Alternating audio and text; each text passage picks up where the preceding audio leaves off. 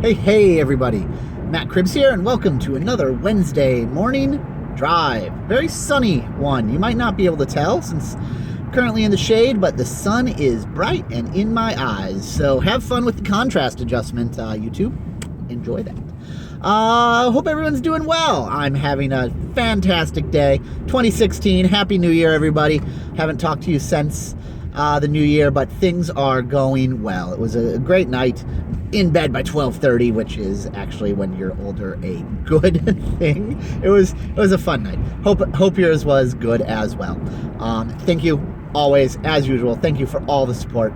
Don't forget to thumbs up, leave a like, leave a comment. Let me know what we would like to talk about. I'm starting to make things up to talk about now. So yes, love input. Anyway, today I want to talk about something that's kind of central to the world. Money.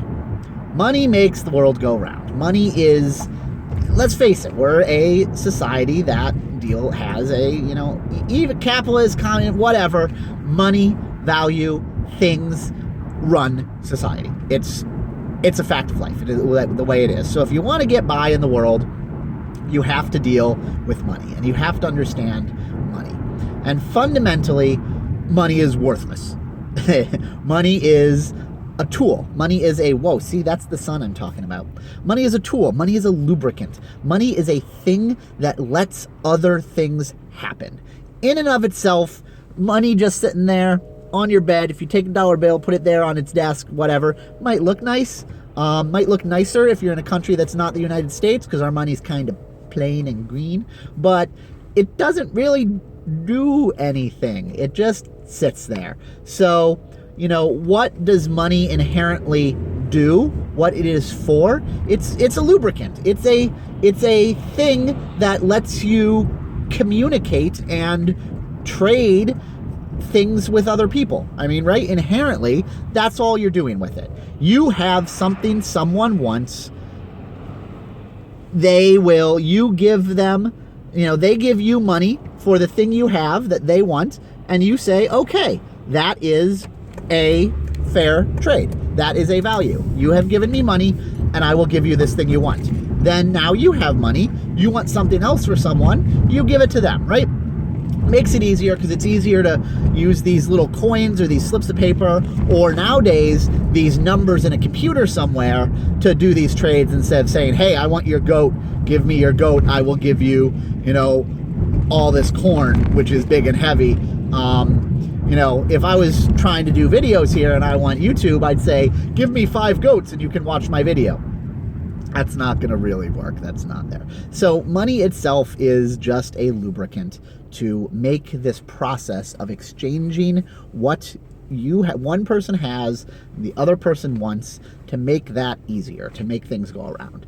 So, why is that important? Well, I mean, nowadays, more than ever in the world, the ability to create things and let other people consume them is easier than it's ever been before. With the internet, with 3D printing, with all these communication tools we have, it's easy to get your ideas, and in some ways even products, to a person who wants them. So, and in order to do that, money is the tool that lets these things happen. And there are a metric ton of police cars in front of me, and I have to turn the corner. I don't know where I'm going, and he's turning that way. Okay, so I can turn this way. I don't know if there was an accident or a main break or something. So we're trailing our own thing. I am off the beaten path. I would trade some money for someone who knows where I'm going, but we'll find out. Anyway, I might have to spend a little time figuring out where I'm going. Right. Anyway, money. Trading things for things. You have lots of ideas. Very easy to do today. Really easy to go. And there's a lot of, sophisticated ways. The easiest, the simplest thing that happens is you can do a 1-for-1 trade. You have X, I want X, I will give you, $5 for X. That's the simplest thing. But it gets a lot more complicated than that, right? You're not giving me any money to watch this video. So why am I doing this video? Well, of course, yes, there's non-monetary reasons. There's the fact that it's fun. There's the fact that it's a hobby. I want to spend my time. And, I like putting stuff out there for people to have. So, that's the non-monetary part. And that, you don't discount that. That's important. A lot of people do things just because they want to, and they're not, making money off of it. They're not doing that. But they, in a sense, they are. Because when you spend your time doing something for fun and you give it away for free, you are not spending that time doing something that you can trade for money, right? And if you do too much of that, you won't have any money to buy things you need, like food and shelter. So, it's fine to spend some time doing that. And it's nothing wrong with that at all. But at some point, that has to stop. And you're explicitly, in fact, if you're spending your free time doing something and giving it away for free, you are inherently paying yourself in the time it takes, the opportunity to get money from somewhere. You're not doing that. Instead, I'm spending that time making a video. So, it's inherently that money is getting paid in one way or another. We just don't commonly count it because we don't see it. So there's other ways to do that, right? You can have, advertising, which shows up on videos, not the Wednesday morning drives. I choose not to put ads on those, but on my other ones, I do have those. And that is, somebody has decided that the time you spend watching videos might be a good way to, get their word out. And they are basically, complicated, many people in the end, but they're saying, hey, Matt, here's a slot. Here is some money for that. And yes, Google, there's middlemen between Google and YouTube and all that stuff. But at the end of the day, it really is that simple. It's that position, that element in time, that time in front of your eyeballs that is the thing that has value. So, that's the thing. Not really, this conversation isn't really supposed to be about all the different ways that money works and ways you can get paid. Really just pointing out that, there's things are advanced. Human beings have been trading money for things and services for thousands of years. We spent a lot of time doing this. And when you get a lot of really smart people over thousands of years doing something, yikes, we'll get pretty good at it. And we'll find all sorts of ways to, make it easier. There's people that trade money for money and trade the possibility to spend money in the future for other money. And, the Wall Street and the markets and the different financial products they've put together are super interesting. When you get into, options and futures and all those things, it's really interesting, the crazy stuff that humanity has come up with in order to, once this tool has been put at our disposal. We're really a brilliant species, and it's pretty cool. But maybe that's a topic for another day. I'm hardly an expert. I just spent a little time working in the financial industry, and so picked up a little bit. But there's people definitely that know a lot more than me. So the point of all of this is that when you are creating something, anything, be it a video like I'm doing now, or a book, or a story, or a poem, or a picture, or anything you create, when you are spending your time doing something that someone else might want to experience, to have, to use, you deserve to be paid for that. You deserve money in exchange for that. Now, the question of whether other people are willing to pay you for that, or how exactly you get that, that's a whole nother topic, and not even what we're talking about today. The fact is that by spending your time doing something, you deserve to be paid for it. Whether you choose to pay yourself by the fact of spending your time and giving away the product for free, or whether you choose to ask other people to pay you for it either directly or indirectly. If an object is created that has some kind of value for someone, that is what money is for. And that's what payment and exchanging money is for. I'm going to turn. It's going to get bright here. I know it because I'm going that way. So just watch my really, really white face. So yes, you deserve it. And no one questions that. I think that's what it, yes, there's people that think everything should be free and all of that. But, you know, I think we've grown past that, and people are willing to pay for the things that they value. And they're willing to compensate creators. Because at the end of the day, if we don't, then, you know, no one will be able to create anything because they're going to be too busy trying to just get enough money for food. So this was highlighted for me really recently, as in last night, by some things that are going on, and this is why I wanted to talk about it today, in software world. So I'm a Mac user. I use Macs to, you know, for my job, because, well, lots of reasons why I use a Mac for my job we won't go into, and I also use it at home just because it's simple to have everything following the same interface. Yeah, I can use PC, and for some games I have to use PC because that's what they're out on. But I use the Mac, and I customize. I've set up my environment pretty custom. It works really well for what I want to do. And there's a tool that I use as a part of this called Better Touch Tool. And it's a great program. If you want to make shortcuts or gestures on your Mac that are customized, this tool lets you do that. And it does it very well. And it's you know, if you use a Mac and you want to have more power and customizability, Better Touch Tool, look it up. I'll put a link down there. It's great.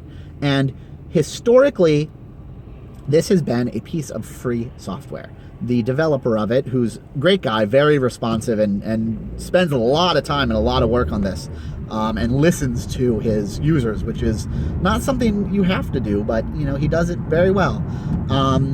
He's decided to start charging for it, which is awesome. Like I said, if you are spending your time doing something, you deserve to be paid. I am not questioning that at all, and I'm not doubting that, and neither should you. And so I'm all for it. When, you know, I think it's still, he's still working on the details of how it's going to be paid, but you know, I'm going to pay for it. You can read in the link. There's he makes a blog post about Wise and what he's doing. But you know, I will pay for it. I will buy this tool. I will spend some of my money on this tool because I believe that the value this gives me is worth some of my money. You know, I believe that, so I'm going to pay for it. So why am I even talking about it? Well, the one thing he has decided to do, which is his right, and I do think it is his right, and he's perfectly allowed to do that. It's not immoral, it's not bad, it's not all of that, but I do think it's interesting.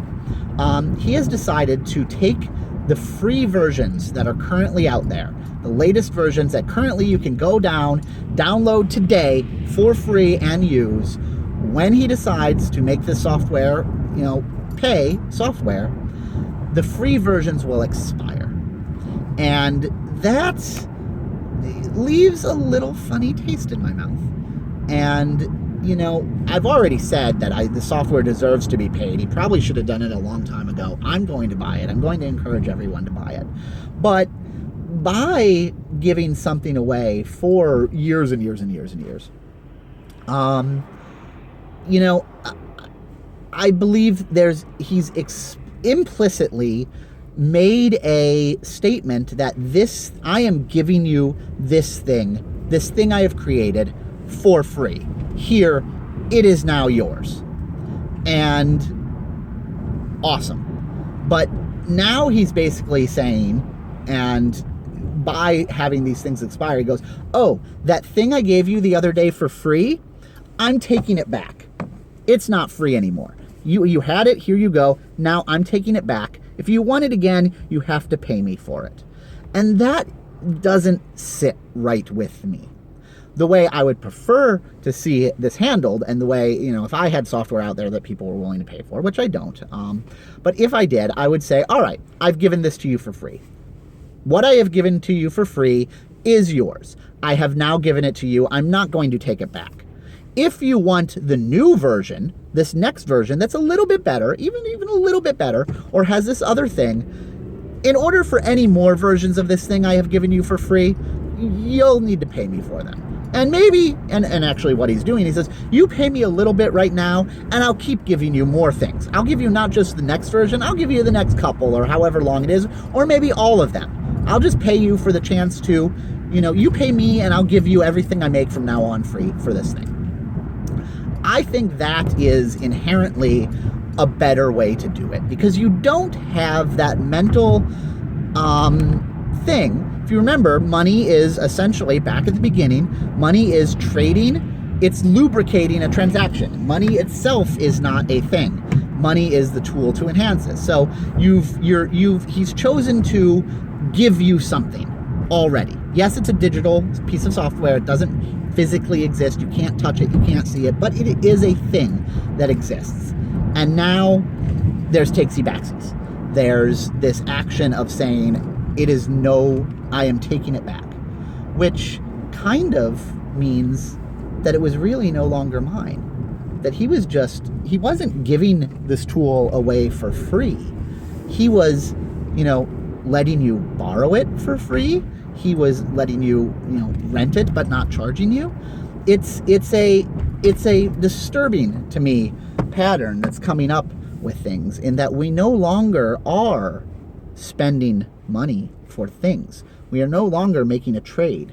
Instead, we are doing, we are spending money for the opportunity to use something someone else owns for a period of time. And that's a fundamentally different transaction. That means that it's not, this thing I have spent my money for is not mine. I cannot customize it. I cannot paint it if I want. I cannot, rip it apart. And, I don't think that's the right way to go. I think when you buy something, when you own something, you should be owning it. So, yeah, that's where I stand on that. And you know what?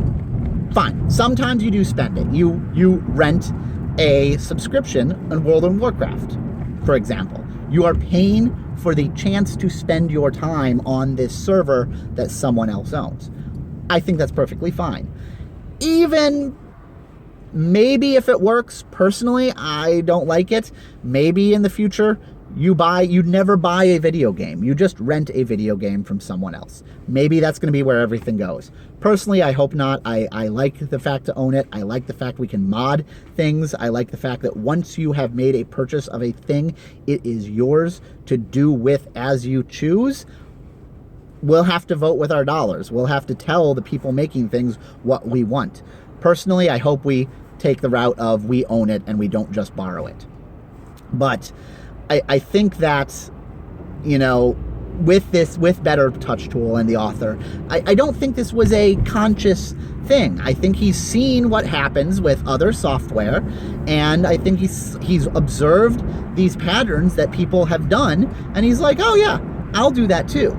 But if you really sit down, and if you really think in simpler terms about the transaction is going on, I do think that he has accidentally changed the game of what he was doing, and that he has unintentionally said that instead of previously giving away free software, no, that's not what I meant. I meant I was letting you borrow it. And that change, I don't think it's on purpose, but I think that change of the rules is something we should strive to avoid. When you have already established a pattern of behavior, when you have already said, I'm going to give you this, we shouldn't then go back and change the way it works. Anyway, that was the commentary I had on that. I mean, I hope it's interesting. These are the types of things I think about.